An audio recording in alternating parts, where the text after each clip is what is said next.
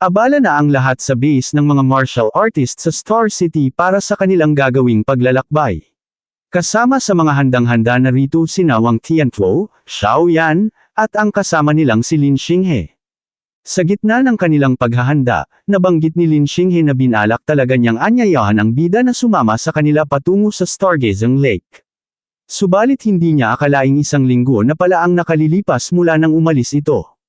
Nang marinig ito ni Wang Tiantuo ay hindi niya napigil ang magmaktol. Sinabi niyang isang araw lang palang nagpahinga ang bida bago dumiretso sa Stargazing Lake para mag-ensayo, habang silang lahat naman ay 7 araw na nagpakasasa sa pahinga. Napabuntong hininga na lamang si Lin Xinghe sabay tapik sa balikat ni Wang Tiantuo habang pinapaalalahanan itong huwag na nilang subukang ikumpara ang mga sarili nila sa isang pambihirang halimaw. Dito na sumingit sa usapan si Xiao Yan at hinimok ang grupo na magmadali nang umalis upang baka sakaling maabutin o makasabay pa nila ang bida sa labas ng Stargazing Lake. Sa kabilang dako naman, galit na galit si Ye Qi sa loob ng kanyang opisina kung saan malakas niyang ibinalibag ang kanyang tasaang may tsaa sa sahig. Pasigaw niyang minura ang mga taong inutusan niya at tinawag ang mga itong mga walang silbi at basura. Habang nakatitig sa kanyang cellphone, nang gigigil niyang sinabi na hindi man lang nagpanggap na mga martial artist ng base ang mga gunggong na iyon. Nagawa pa ng mga itong harangan ang paligid ng Stargazing Lake at lantaran pang nanamantala sa pamamagitan ng pag-atake sa bida mismo sa loob ng supply stronghold. Sari-saring takot naman ang biglang lumamon sa kanya nang sumagi sa isip niya ang magiging reaksyon ng galit na City Lord. Batid niyang kapag napahamak at namatay ang bida, kahit sinong mangmang ay madaling matutukoy na siya ang may utak ng lahat.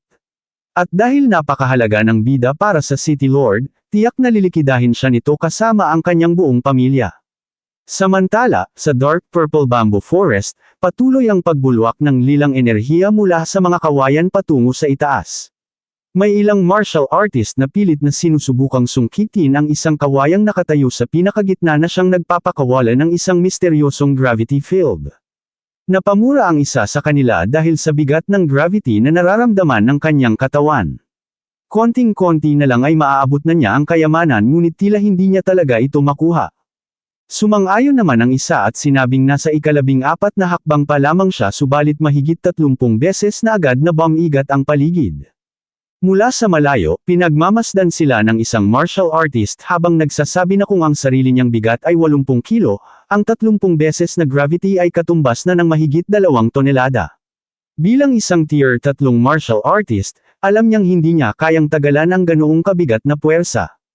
Agad namang bumanat ang katabi niyang martial artist at sinabing hindi ito katulad ng simpleng pagbubuhat ng mabigat na bagay dahil ang katotohanan ay bawat selula sa kanilang buong katawan ang pumapasan sa 30 beses na gravity. Maaaring kayanin pa raw ng kanilang mga buto at kalamnan ang bigat, ngunit hindi siya sigurado kung makakayanan din ba ng kanilang mga utak at laman loob ang ganoong tindi ng puwersa. Naputol ang kanilang diskusyon nang biglang sumulpot ang pangkat ng demonic cult mula sa kanilang likuran. Ipinaliwanag ng pinuno ng grupo na habang mas mataas ang antas ng cultivation ng isang martial artist, mas lalo ring tumitindi ang puwersang ibinabagsak ng gravity field sa kanila. Kaya kung ang isang tier 4 na martial artist na tulad niya ang hahakbang doon, tiyak na mas higit na mabigat ang mararanasan niya kumpara sa nararamdaman ng mga tier 3 martial artist. Tumingin-tingin siya sa paligid habang iniisip na bagamat napakahalaga nga ng tier 3 star pattern Dark Purple Bamboo, mawawalan din ito ng silbi kung hindi naman niya magagawang makuha. Dahil dito, mas pinili na lamang niyang ipagpatuloy ang paghahanap sa banal na relikya na pakay niya. Subalit bago pa man siya nakahakbang paalis ay bigla siyang natigilan nang mapansin ang dala niyang aparatong mukhang compass. Huminto sa pag-ikot ang karayom nito kaya agad niyang napagtanto na sa wakas ay natagpuan na rin niya ang kanyang hinahanap. Habang nakatitig dito, hindi niya napigil ang magmura sa kanyang sarili. Sa dinami-dami ng lugar kung saan maaaring mapunta ang banal na bagay na iyon, bakit doon pa talaga sa kaibuturan ng Dark Purple Bamboo Forest ito napadpad? Labis siyang napaisip kung paano niya ngayon iyon makukuha mula sa napakadelikadong lugar na iyon. Subalit, bigla siyang natigilan at napalingon nang makaramdam ng paggalaw sa likuran. Nang suriin niya, laking gulat niya nang makita ang bida. Nagtataka siya kung bakit ito naroon. Hindi rin mawala sa isip niya kung paanong nabigo ang isang tier 4 na martial artist, kasama ang pangkat ng mga tier 3 martial artist, napaslangin ng bida, gayong isa lamang itong tier 2 martial artist. Dahil doon, niinis siya at mabilis na naghanda. Inagaw niya ang isang sibat sa kanyang kasamahan habang sumisigaw na puro basura lamang ang mga assassin na iyon kaya siya na mismo ang kikilos. Habang matulin siyang tumatakbo patungo sa bida, iniisip niya na walang dahilan para tanggihan ang gantimpalang kusang lumalapit sa kanya. Basta mapatay lamang niya ang bida, tiyak na bibigyan siya ng malaking gantimpala ng Panginoon. Ngunit biglang napatigil ang bida nang makaramdam ng isang napakalakas na aura. Sa isang iglap, biglang sumulpot sa kanyang likuran ang pinuno ng demonic cult na naghahandang umatake sa kanya. Bago pa man siya tamaan, mabilis siyang bumuo ng nagliliwanag na kalasag sa kanyang buong katawan kasabay ng paglabas ng matinding sinag ng enerhiya. Nagdulot iyon ng isang napakalakas na pagsabog sa kanyang kinatatayuan. Nang unti-unting mapawi ang usok sa paligid at dahan-daang maglaho ang enerhiyang kalasag sa katawan ng bida, sinabi niya sa kanyang kalaban na hindi na masama ang kanyang depensa. Nakayanan daw talaga nito ang kanyang pag-atake. Subalit hindi na nag-aksaya ng oras ang pinuno ng demonic cult. Muli itong kumilos at naghanda ng panibagong pag-atake habang sumisigaw na kailangan ng mamatay ng bida sa araw na iyon. Habang pinagmamasdan ito ng bida, naisip niya na marahil ay miyembro nga ito ng demonic cult. Alam pa nito ang kanyang pangalan, kaya mukhang bukod kay Ye Chi ay gusto rin pala siyang patayin ng demonic cult. Dahil doon, hindi na siya nag-atubili at naghanda rin siyang umatake. Pinalibutan niya ng iba't ibang attribute ang kanyang sibat bago sinalubong ang pag-atake ng kanyang kalaban. Ang banggaang iyon ay nagdulot ng napakalakas na pagsabog na lumikha ng matinding shockwave at nakabibinging ingay sa paligid.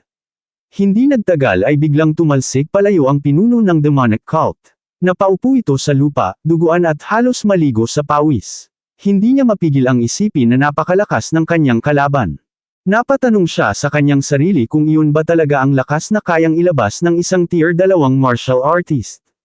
Para sa kanya, tunay na halimaw ang batang iyon. Ngunit bigla siyang nagulat nang makita niyang tumatakbo papalayo ang bida patungo sa gravity field. Dahil dito ay agad siyang sumigaw sa kanyang mga tauhan at inutusan ang mga itong pigilan ang bida. Mabilis namang hamarang ang kanyang mga tauhan, bagay na ikinagulat ng bida. Napahinto siya habang iniisip na pawang mga miyembro ng demonic cult ang nasa kanyang harapan. Sa kanyang likuran naman ay isang tier 4 na martial artist. Napatanong siya sa sarili kung wala na bang katapusan ang mga ito. Nagsimulang kumilos ang mga miyembro ng demonic cult habang sumisigaw na hinarap ng bida ng direkta ang lahat ng pag-atake ni Bai Ao. May isa sa kanila ang nagtanong kung hindi ba dapat silang sumailalim sa mutated transformation. Nagalit naman ang isa at pinagsabihan siya na ang napakalakas na martial art na ginamit ng bida ay isang beses lamang nito kayang gamitin at imposibleng magamit muli sa pangalawang pagkakataon. Sumang-ayon naman ang isa at sinabing tama iyon. Basta mapigilan lamang nila ang bida at maabot ni Bai Ao, tiyak na mapapatay nila ito. Agad namang sumigaw ang lalaking nasa unahan at inutusan ang lahat na gamitin ang kanilang buong lakas upang pigilan ang bida. Ngunit bago pa man siya makapagsimula ay mabilis na siyang inatake ng bida. Sa sobrang bilis ng paggalaw nito, tila gumuhit sa hangin ang bakas ng kanyang pag-atake. Laking gulat ng ilan sa nasaksihan at agad nilang napagtanto na isang instant kill ang pag-ataking iyon na kayang pumatay sa isang iglap lamang. Dahil dito, nagtaka ang isa at nagtanong kung hindi ba kakasabi lang nila kanina na hindi na kayang ulitin ng bida ang ganoong klase ng pag-atake. Subalit giit ng isa pa, anuman ang mangyari ay kailangan pa rin nila itong mapigilan kaya agad niyang inutusan ang kanyang mga kasama na sabay-sabay ng sumugod. Ngunit bago pa man sila tuluyang makalapit sa bida ay muli itong nagpakawala ng pag-atake gamit ang kanyang teknik na Treading Sea kung saan naglabas siya ng malalakas na alon ng enerhiya at kidlat na direktang tumama sa tatlo sa kanila.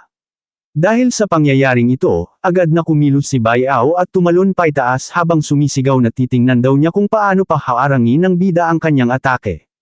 Bumuo siya ng napakalaking enerhiya na may anyo ng isang dambuhalang sibat subalit hindi ito pinansin ng bida. Sa halip, agad na tumakbo ang bida papasok sa gravity field gamit ang kanyang Flying Swan Starlong Cloud Step. Habang matulin na humahakbang, naisip ng bida na buong lakas na pag-atake ng isang tier 4 na martial artist ang pinakawala ng kanyang kalaban kaya walang dahilan para harapin pa niya ito ng direkta. Napanganga ang ilang martial artist na nakapaligid sa lugar nang makita nilang pumasok ang bida sa loob ng gravity field at nagawa pang lampasan ang mahigit 10 hakbang sa isang iglap lamang. Napatanong sila sa kanilang sarili kung ganoon ba talaga katatag ang katawan ng bida dahil tila wala man lang epekto rito ang bagsik ng gravity field. Galit na galit naman si Bayao sa kanyang nasasaksihan kaya pinilit din niyang pumasok sa gravity field habang sumisigaw na huwag isipin ng bida na ligtas na ito roon at wala na siyang magagawa. Subalit bigla siyang natigilan ng maramdaman ng napakabigat na gravity na biglang dumagan sa kanyang buong katawan. Naiinis niyang naisip na sa unang hakbang pa lamang ay halos 30 beses na agad ang gravity na kanyang nararamdaman. Kung ang isang tier 4 na martial artist na tulad niya ay lalalim pa ng mahigit 10 hakbang, batid niyang daan-daang beses na gravity na ang kailangan niyang tiisin. Dahil dito ay napahinto na lamang siya at napamura habang sinusumpa ang gravity field. Kasunod nito ay mabilis niyang ibinato ang kanyang sibat patungo sa bida ngunit maging ang kanyang sandata ay hindi kinaya ang lakas ng gravity field kaya huminto ito sa ere at tuluyang bumagsak sa lupa. Wala nang nagawa si Bayao kundi sigawan na lamang ang bida at hamanin ito na kung may lakas ng loob ay huwag na itong lalabas pa roon. Samantala, naisip naman ng bida na ngayong nakapasok na siya sa loob ng gravity field ay pansamantala muna siyang ligtas sa mga kalaban. At sa mga sandaling iyon, nasa harapan na rin niya sa wakas ang tier 3 star pattern dark purple bamboo. Ngunit nararamdaman niyang palakas ng palakas ang gravity hanggang sa magsimula ng manginig ang kanyang buong katawan. Bukod pa rito, may mga tinamo rin siyang sugat at malapit na rin niyang maabot ang kanyang limitasyon. Dahil dito ay napagpasyahan niyang umupo muna upang gamitin ang kanyang healing technique para gamutin ang kanyang mga sugat, tutal ay hindi naman makakalapit sa kanya ang mga tauhan ng demonic cult. Nagulat ang ibang mga martial artist nang makita ang ginagawa ng bida kaya agad nila itong itinuro at sinabing gumagamit ito ng healing martial art upang pagalingin ang sarili. Nagtaka naman ang ilan at nagtanong kung hindi ba thunder attribute ang ginamit nito kanina, at paano ito naging bihasa rin ngayon sa wood attribute healing martial arts. Ngunit pinatahimik sila ng isa pa at sinabing hindi iyon ang mahalagang punto dahil para sa kanya, ang mas dapat bigyang pansin ay ang katotohanang mahigit 10 hakbang na lamang ang layo ng bida mula sa dark purple bamboo.